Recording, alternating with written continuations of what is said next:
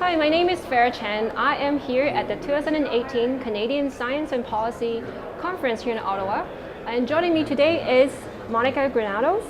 She is a MyTech Canadian Science Policy Fellow, working as a policy analyst at Environment Canada Climate Change, working on open science issue. So Monica, thank you for joining me today. Thank you so much for the invitation.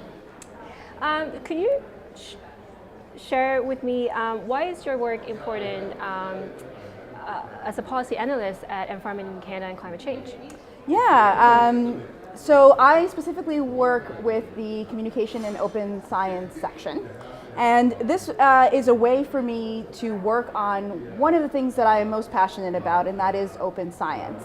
So a little bit of background behind that is when scientists are ready to communicate the results of a research program that they're working on, or a research project, or an experiment, they will publish it in a scientific journal. Right. Sadly, most of these scientific journals are not accessible to the general public. They cost money to subscribe to, or even if you want to rent the article for a couple of hours, they can go anywhere from $12 to $99, meaning that the public or any person who is interested in reading about these results can't access them.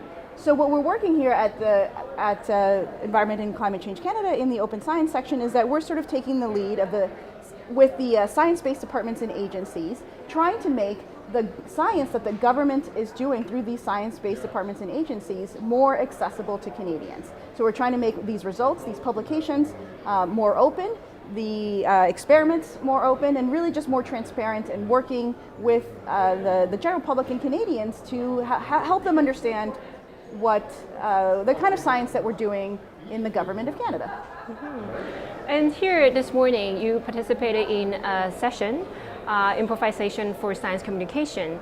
Can you tell us, like, how do you get into improvisation? Yeah, actually it started when I was doing my PhD at McGill University. I was looking for a new hobby, so something to distract me from the day-to-day work in the lab or in sort of the mathematical formula that I have to work with every single day. And I was looking as a departure, something as a distraction from this. And so I walked into the Montreal Improv Theatre that is just down the hill from McGill University. And at first, really what it was is a way to do something different that wasn't science. But as I started to do more and more improv and started to learn more techniques and doing it more professionally and more consistently, I started to recognize that my presentations, my networking skills were all improving as a consequence of learning some of the same principles that make me a good improviser can also make me a good science communicator, a good colleague, and a good networker. So my next question was and you kind of touch on it, like, how has improv helped you in your work? Perhaps you can put it in the context of science policy?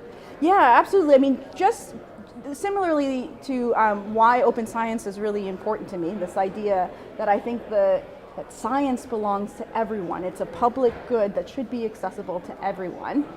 Science communication is another way to make science more accessible to people.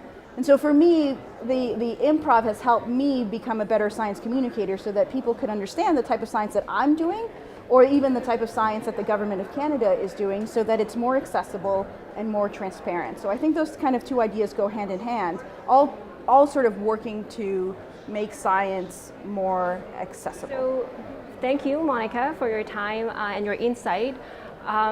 For viewers at home, if we want to learn about your work or you, where can we go online to get that information? Perhaps your blog, your LinkedIn, or social media? Sure, yeah, you can follow me on Twitter. My handle is @Monsauce, or just find my website, monicagranados.com. I've got a lot of information about the kind of improv that I do, my research background, and some links to a science communication blog that I run that helps you integrate more design into your science communication.